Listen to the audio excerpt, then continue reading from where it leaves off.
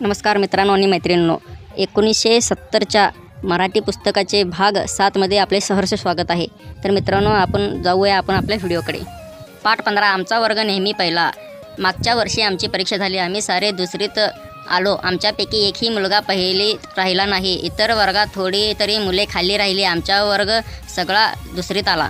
आम्ही सारे वेळेवर शाळेत येतो, अभ्यासात आम्ही एकमेकांना मदत करतो, खेळायच्या वेळी खेळतो, म्हणून तर आमचा वर्ग परीक्षेत नेहमी पहिला।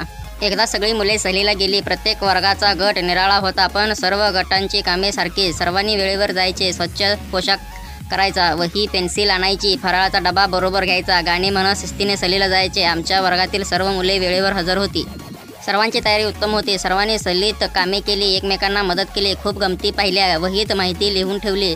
सगळा दिवस मजेत गेला। संध्याकाळी सगळे वर्ग शाळेत परत आले, सगळी मुले एकत्र जमली। मुख्य गुरुजी आले, ते म्हणाले, आजची आपली सहल चांगली झाली, सर्व वर्गात दुसरीची शिस्त छान होती, आमचा वर्ग नेहमीच पहिला।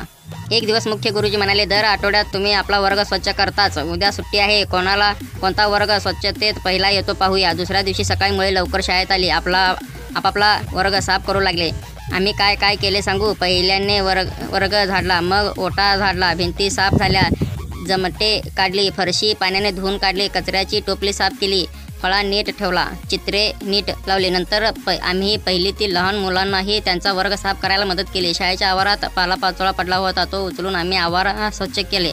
बाकीच्या मुलांनीही मदत केली। आम्ही हातपाय धुतले, वर्गात रांगा करून शिस्तीने बसलो। दुसरे वर्ग पाहून झाल्यावर मुख्य गुरुजी आमच्या वर्गात आले, आम्ही सारे एकदम उठलो आणि त्यांना नमस्कार केला। गुरुजी म्हणाले, नमस्कार, बसा या, तुमचा वर्ग फारच नमुनेदार आहे, स्वच्छतेचे बक्षीस तुमच्या वर्गाला, आमचा वर्ग नेहमीच पहिला।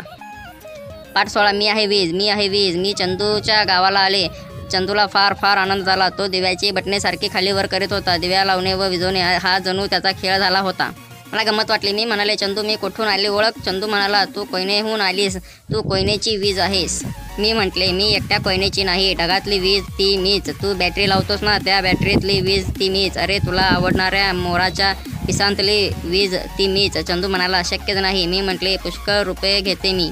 चंदू, मी चपळही आहे, एका क्षणात मी पृथ्वीच्या टोकाला जाते, माझे बळ मोठे आहे, मला 1000 हात आहेत। मला हाताने मी दिवे पेटविते, उजेड होतो। दुसऱ्या हाताने मी रेडिओ लावतो, दूरची गाणी ऐकायला मिळतात। तिसऱ्या हाताने मी पंखे फिरवतो, उकाडा नाहीसा होतो। चौथ्या हाताने मी घड्याळाचे काटे फिरविते, तुम्हाला शाळेची वेळ कळते। 5व्या हाताने मी विहिरीचे पाणी ओढते, शेत हिरवीगार होतात। 6व्या हाताने मी आगगाडी चालवते, तुम्हाला सहलीला जाता येते। 7व्या हाताने मी गिरण्या चालवते, सगळ्यांना कापड मिळते। चंदू म्हणाला, बाबा, किती हे तुझे काम। मी म्हटले, पण चंदू, एकेकाळी मला कोणी ओळखत नव्हते, मी आकाशातून कडकडत पडू लागले, मी की सगळे भीत। आपल्या देशात भारद्वाज नावाचा मुनी होता, त्याने मला पहिल्यांदा ओळखले। एकदा त्याने पितांबर झटकली, तेव्हा त्यातून मी तडफडत धावले, म्हणून मला तो ताडीव म्हणून लागला। ताडीव म्हणजे वीज, पण नंतर लोक मला विसरले। पुष्कळ वर्षे गेली।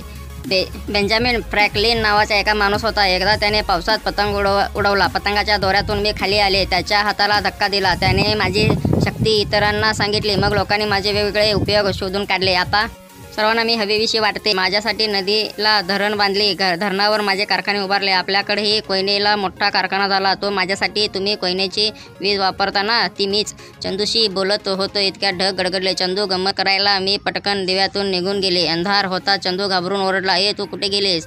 मी लखनऊतून परत आले, चंदू टाळ्या पेटीत ओरडला। वीज आली। मित्रांनो, असेच लहानपणीच्या आठवणी ताज्या करायच्या असतील तर माझ्या चॅनलला सबस्क्राईब करायला विसरू नका। धन्यवाद।